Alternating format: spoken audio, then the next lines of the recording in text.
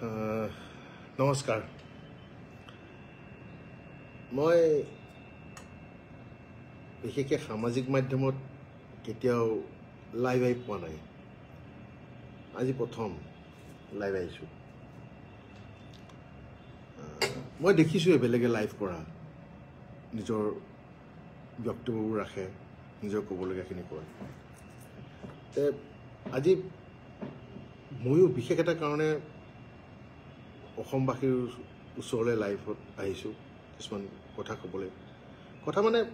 ভিতৰত কিছুমান কথা সোমাই আছে সেইবোৰ লিখিলে হয়তো বহুত সময় লাগিব সেইখিনি লিখি ক'ব নোৱাৰোঁ মুকলিমুৱাকৈ ক'ব বিচাৰিছোঁ আপোনালোকক বিষয় হৈছে জুবিন গাৰ্গৰ ৰৈ ৰৈ বিনালে জুবিন গাৰ্গ আৰু মোৰ প্ৰায় 19 বছৰ আগৰ এটা পৰিকল্পনা আছিলে আমি মিলিজুলি এখন চিনেমা কৰি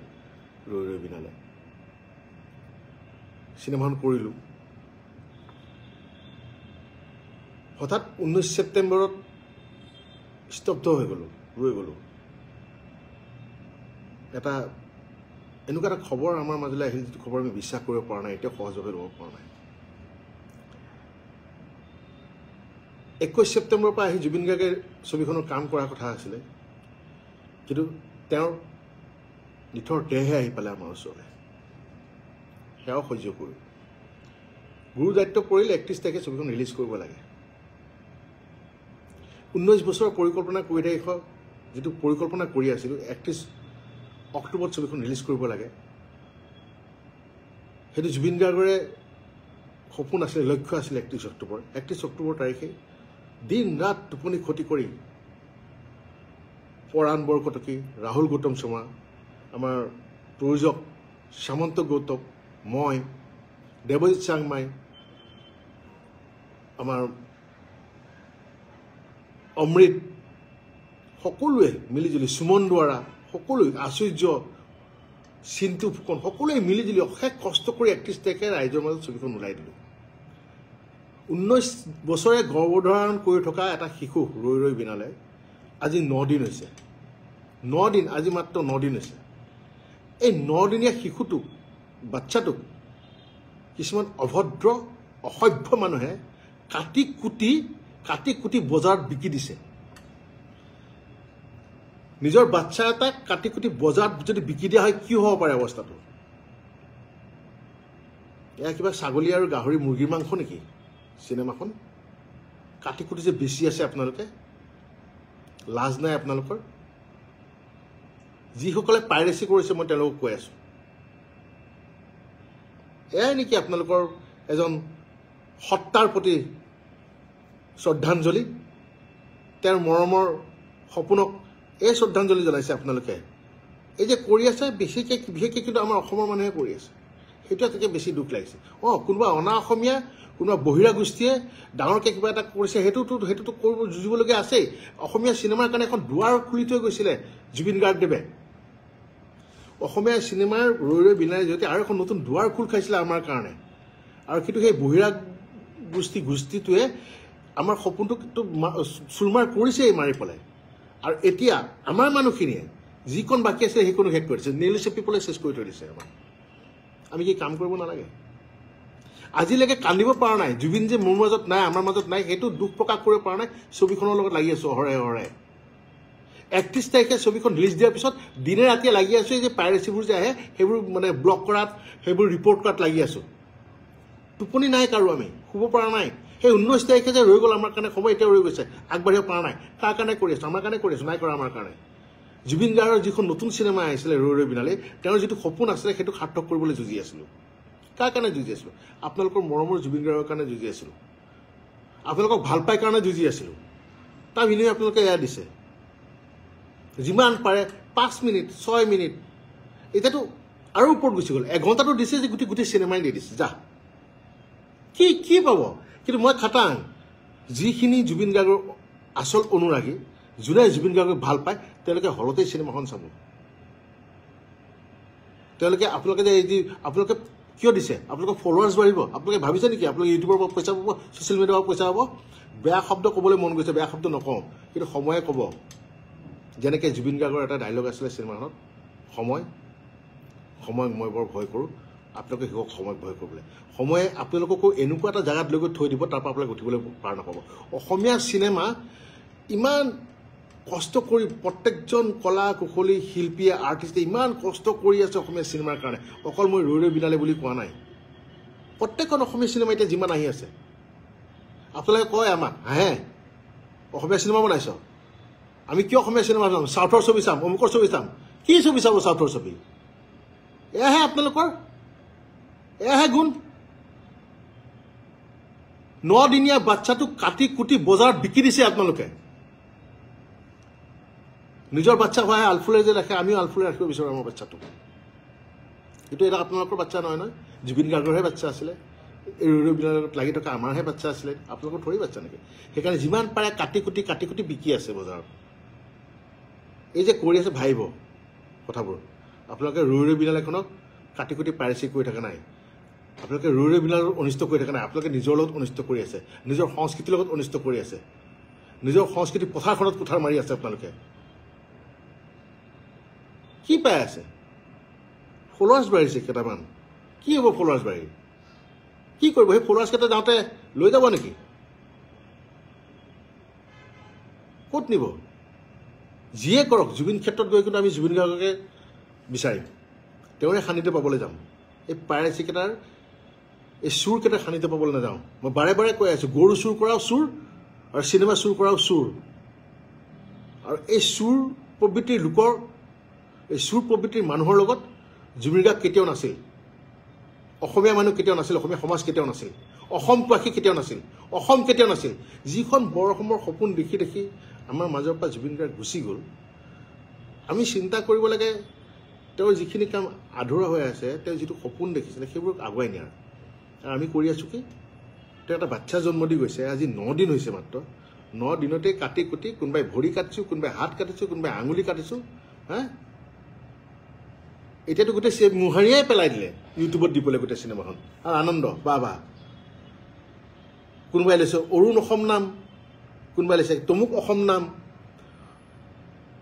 নামটোৰ পিছত অসম লিখি পেলাই পাইৰেচি কৰি আছে কেইদিনমান আগতে এটা ব্যক্তিগত চেনেলত প্ৰথম যেতিয়া গানটো ওলাইছিলে সেইটো পাইৰেচি কৰালে মই যেতিয়া খং কৰিছিলোঁ খুব কৰিছিলোঁ দুগৰাকী ব্যক্তিৰ মই নাম নকওঁ তেওঁলোকৰ ফটো দেখুৱাই দিছিলোঁ তেওঁলোকে পিছত মোক কৈছিলে দাদা আমি বেলেগৰ পৰা পাইহে কৰিছিলোঁ আপুনি মোক আমাক এনেই ক'লে আমাক গোটেই সকলোৱে গালি পাৰি আছে মই তেওঁলোকক কিন্তু তেওঁলোকে যেতিয়া ফোন কৰিছিলে ব্যক্তিগতভাৱে তেওঁলোকক মই চৰি বুলি কৈছোঁ বোলো বেয়া নাপাবা মই খুব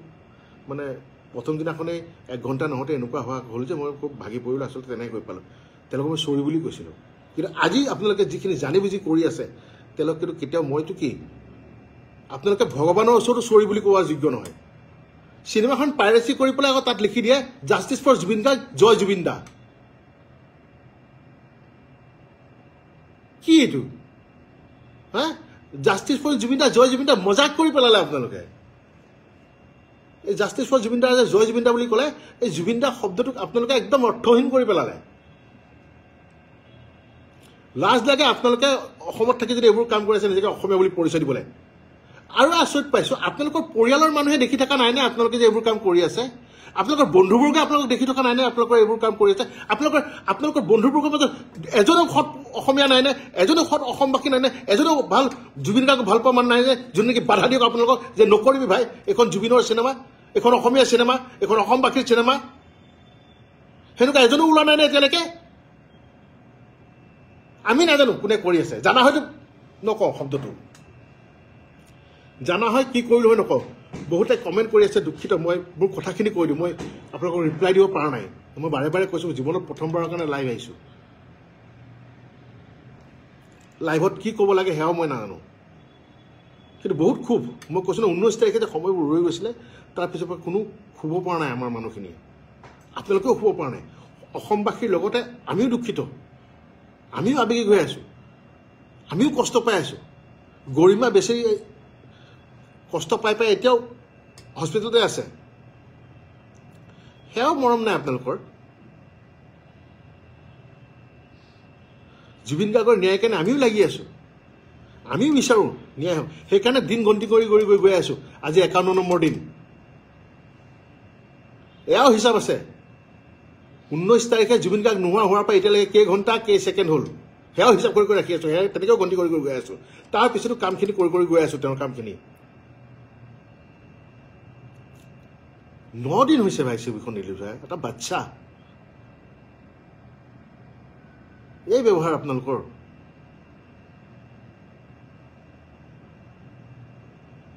আমি নাজানো কোনে পাইৰেচি কৰি আছে, আপোনালোকৰ আমি প্ৰফাইলবোৰহে দেখা পাওঁ, তাততো আপোনালোক চব ফেক। কলিজা থকা হয় সঁচা ID দিলে হয়, কলিজা নাই। চুৰ কাৰণে লুকুৱাই লুকুৱাই ID দিছে, চুৰ কাৰণে মিছা ID দি ফেক ID দি পেলাই আপোনালোকে ছবিখন আপলোড কৰি আছে। কলিজা নাই।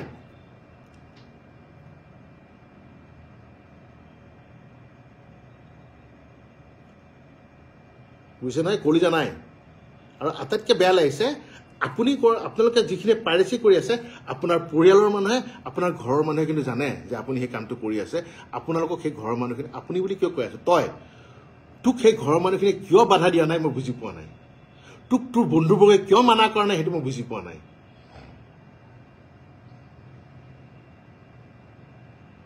নকৰিব বুলি কৈতো লাভ নাই, কৰি পেলালেই। খালি এতিয়া কিন্তু ফল ভুগিবলৈ ৰেডি হৈ থাকক। সেই ফল কেনেকৈ ভুগিব এতিয়া মই নকওঁ বা মই নাজানো। কিন্তু আপোনালোকে যিসকলে পাইৰেচি কৰিলে, যিসকলে চিনেমাখন বৰবাদ কৰি দিলে, তাত ফল ভুগিবলৈ কিন্তু ৰেডি হৈ থাকক। আজি যে এই কামটো কৰিছে, আপোনালোকে ভাবিছে নেকি অকল আমি আঘাত পাইছোঁ? নহয়, অসমৰ ছবি জগতত যিমানখিনি মানুহ জড়িত হৈ আছে, এই সাংস্কৃতিক জগতখনত যিমানখিনি মানুহ জড়িত হৈ আছে, ছবি ভাঙি পৰিছে। বহুত পৰিচালক প্ৰযোজকে সিদ্ধান্ত লৈছে যে তেওঁলোকে আৰু অসমীয়া ছবি নকৰে। বঢ়িয়া, এতিয়া চাই থাকিব চাউথৰ চিনেমা, তাই গালি পাই থাকক আমাক, তহঁতে অসমীয়া চিনেমা কৰিব নাজানো। অসমীয়া চিনেমা কোনে চায়? চাউথৰ চিনেমা চাব। সেয়েহে প্ৰথমতে অসমীয়া বুলি কৈ থাকিলে নহ'ব। অসমখনক ভাল পাবলৈ শিকক, নিজৰ সংস্কৃতিক ভাল পাবলৈ শিকক, নিজৰ ভাষাক ভাল পাবলৈ শিকক। তাৰপাছত ক'ব অসমীয়া বুলি। নিজৰ সংস্কৃতিৰ প্ৰতি আপোনালোকৰ শ্ৰদ্ধা নাই, নিজৰ ভাষাটোৰ প্ৰতি আপোনালোকৰ ৰেচপেক্ট নাই, মৰম নাই, তাৰপিছত আপোনালোকে আমাক তুলনা কৰে। বহুত বেয়া লাগিছে আজি, মানে ইমানেই বেয়া লাগিছে যে হয়তো কোনোবাই এতিয়া মোক ক'বও পাৰে যে বাহ, তেওঁ এজন ছবি জগতৰ লগত জড়িত হোৱা মানুহ হৈ, সাংস্কৃতিক এজন কৰ্মী হৈ, তেওঁৰ অভিভক্তি এনেকুৱা, তেওঁৰ মুখত আজি এনেকুৱা ধৰণৰ বাক্য। আমিও মানুহে, আমাৰো খং আছে, আমাৰো ক্ষোভ আছে, আমাৰো দুখ আছে। চব কিন্তু জুবিন গাৰ্গ নহয় যে সহ্য কৰি যাব। জুবিন গাৰ্গে সহ্য কৰিব, মই নোৱাৰোঁ সহ্য কৰিব, আৰু নকৰোঁ সহ্য কৰোঁ। কিয় সহ্য কৰিম? মোৰ চকুৰ সন্মুখত মোৰ বাচ্চাটোক মাৰি থাকিব, মোৰ বাচ্চাটোক কাটি কাটি এটা এটা অংগ বিকি থাকিব, আৰু মই চাই থাকি বহি থাকিম নেকি? কিয় সহ্য কৰিম? মই নকৰোঁ। সন্মুখত পালে কি কৰিম সেইটো মই নাজানো।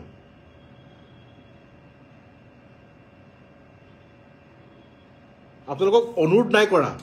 যিবিলাকে পাইৰেচি কৰি আছে এইবোৰ ডাউন কৰি দিয়ক। ডাইৰেক্ট দাবী দিছোঁ, অৰ্ডাৰ দিছোঁ, ধমকি দিছোঁ, যিমান পাৰ সোনকালে এইবোৰ বন্ধ কৰ, নহ'লে কিন্তু কথা বিষম হ'ব। এইবাৰ গোটেই ছবি জগতখনকে মোহাৰি দিছ। যিমান কেইজন প্ৰযোজক পৰিচালক আহিছিলে আগুৱাই আকৌ অসমীয়া চিনেমা কৰিম বুলি, চব বেকফুটত গুচি গ'ল। আজি 3 দিনৰ পৰা চব বেকফুটত গুচি গ'ল, নকৰোঁ বুলি চাৰেণ্ডাৰ কৰি দিছে। শ্যামন্ত গৌতম, জুবিন গাৰ্গৰ বন্ধু, জুবিন গাৰ্গে তেওঁ ভাল কাম কৰি আছিলে বেংগলত, মাতি আনিলে ছবিৰ কাৰণে, তেওঁ আহি গ'ল অসমীয়া ছবি কৰিবলৈ ইয়াত জুবিন গাৰ্গৰ লগত। জুবিন গাৰ্গ আমাৰ মাজত নাই যদিও তেওঁ কৈছে হ'ব, তেওঁৰ যিখিনি সপোন আছে আমি পূৰা কৰি যাম, আমি কাম কৰি যাম, অসমীয়া চিনেমা কৰি যাম। কিন্তু এই পাইৰেচি দেখি তেওঁ আজি 3 দিন হৈছে কৈছে নাই মই কিয় কাম কৰিম। যিজন বন্ধুৱে মোক বিচাৰিছিলে তেওঁৰ লগত কাম কৰে, সেই বন্ধুটো নাই। আৰু তেওঁৰ সৃষ্টিকো যদি এই আজি 5 দিন 6 দিনতে এনেকুৱা অৱস্থা কৰিছে মই আৰু কি বুলি ক'লে কাম কৰিম নালাগে মই গুচি যাওঁ আকৌ